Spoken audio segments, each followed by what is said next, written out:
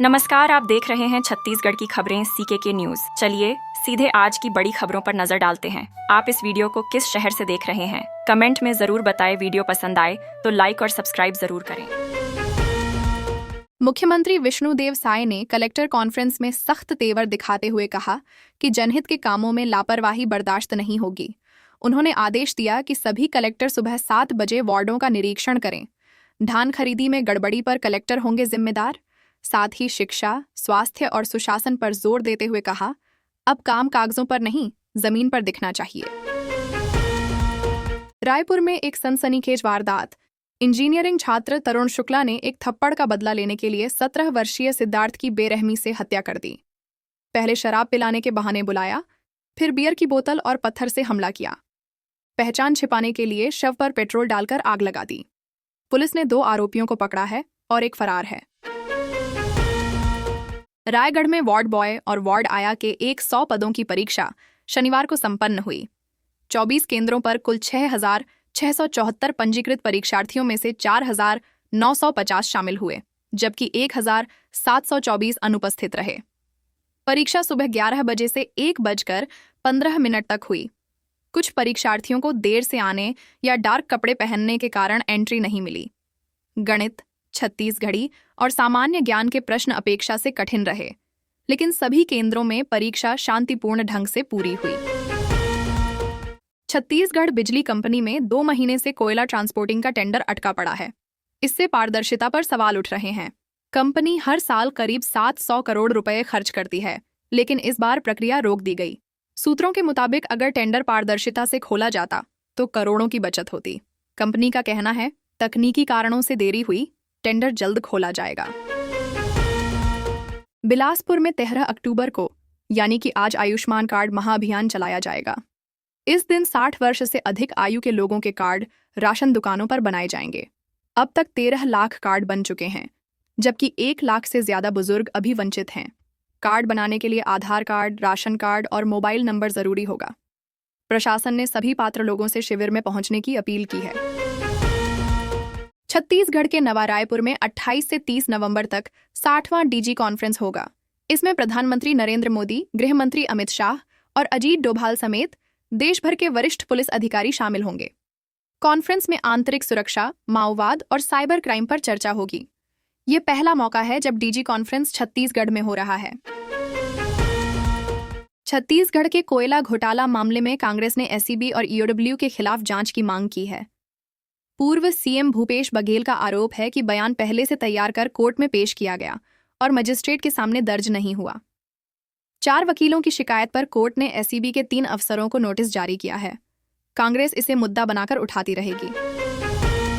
कोरबा के Atmanand public school की 9वीं कक्षा में 8 फीट लंबा अजगर निकलने से हड़कंप मच गया। क्लास के दौरान बेंच के नीचे सांप दिखते ही बच्चों में अफरा तफरी मच गई। वन विभाग की टीम ने अजगर को सुरक्षित पकड़ा। वहीं बालको नगर में एक घर के तबेले से 5 फीट लंबा कोबरा भी बरामद हुआ। दोनों सांपों को जंगल में छोड़ा गया। छत्तीसगढ़ के 575 करोड़ रुपए के डीएमएफ घोटाले में ईडी ने जांच तेज कर दी है। बिना टेंडर काम देने और फर्जी बिलों से भुगतान के सबूत मिले हैं। अब पूर्व कलेक्टरों की भूमिका जांच के घेरे में है। ईडी सप्लायरों से पूछताछ कर रही है और अफसरों से मिलीभगत के भी सबूत जुटा रही है। जल्द ही कुछ बड़े नामों पर शिकंजा कस सकता है।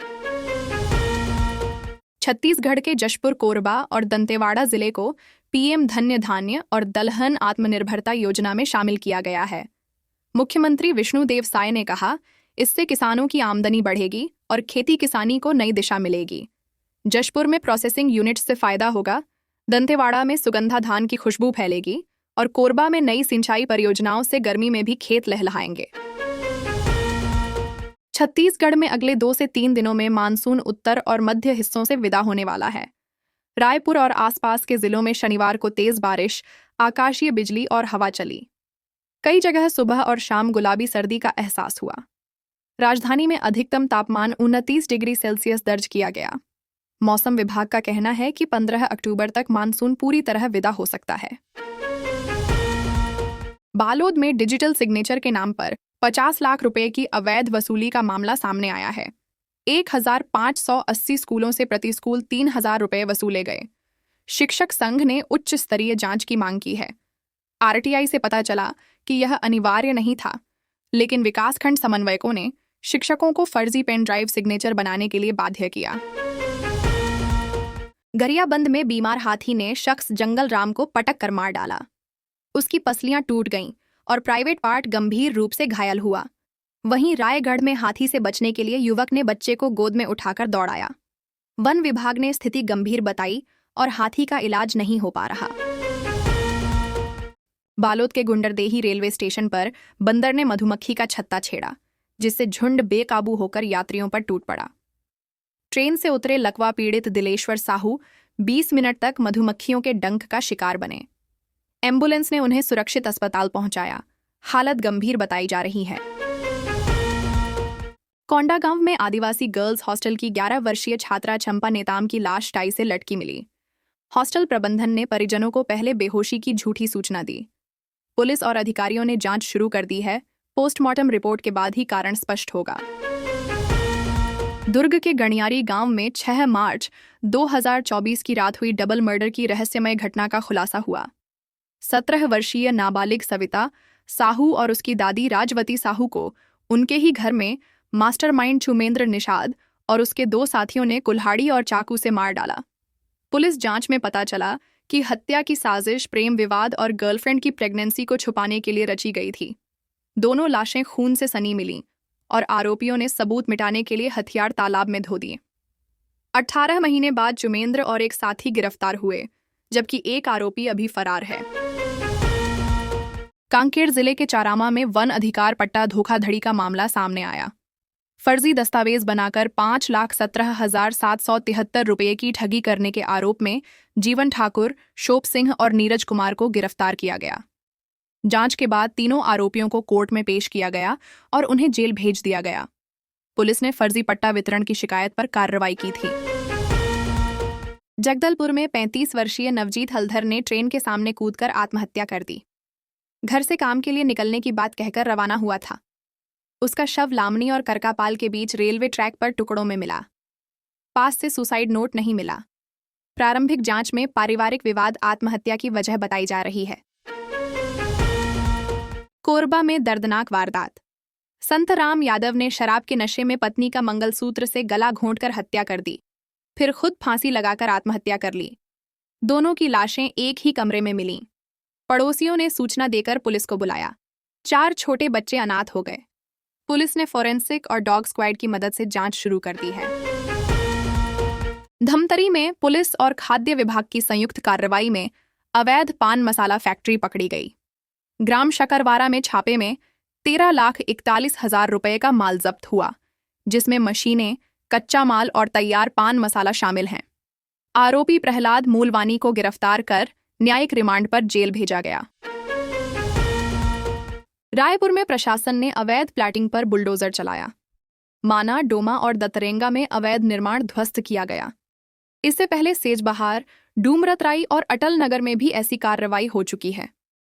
कलेक्टर गौरव कुमार सिंह के निर्देश में अभियान जारी रहेगा और बिना अनुमति की प्लाटिंग पर सख्त कार्रवाई होती रहेगी।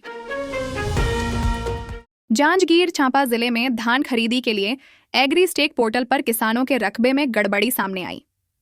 कई किसानों का रकबा कम दर्ज किया गया, जिससे बिक्री में परेशानी हो सकती है।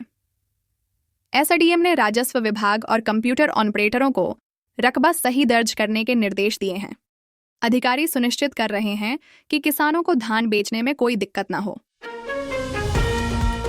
कोरबा में 2 बड़ी चोरी की घटनाएं सामने आई हैं।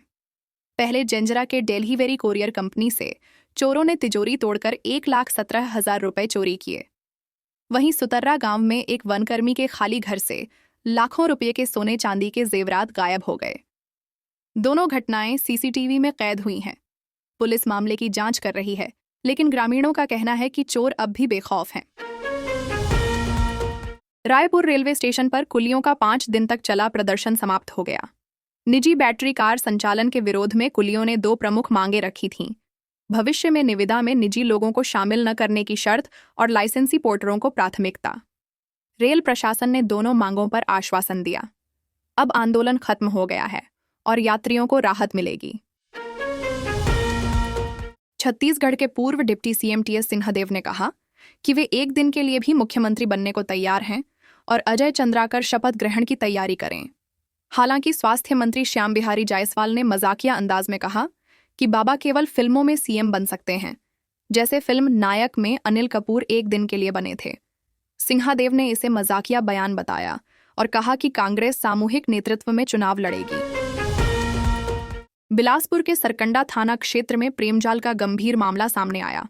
आरोपी साजिद अहमद ने एक युवती के साथ दुष्कर्म किया, ब्लैकमेलिंग की और गर्भवती होने पर जबरन गर्भपात करवाया। पुलिस ने आरोपी के मोबाइल से 40 से अधिक अश्लील वीडियो बरामद किए। पीड़िता ने साहस दिखाकर शिकायत दर्ज कराई, जिसके बाद साजिद को गिरफ्तार कर न्यायिक हिरासत में भेजा गया। कांकेर के पखानजोर थाना परिसर में आत्मसमर्पित नक्सली सागर दिर्दो और सचिला मंडावी ने समाज की मुख्यधारा में लौटकर शादी की। दोनों ने बंदूक छोड़कर अब नई जिंदगी की शुरुआत की। शादी में पुलिस अधिकारी, ग्रामीण और सामाजिक कार्यकर्ता मौजूद रहे और विवाह पूरी हिंदू परंपरा के अनुसार संपन्न हुआ। सागर और सचिला अब गोपनीय सैनिक के रूप में सेवा कर रहे हैं। यह विवाह न सिर्फ दो लोगों का मिलन है, बल्कि नक्सलवाद छोड़कर शांति, विश्वास और नए जीवन की प्रेरणा का प्रतीक भी बन गया।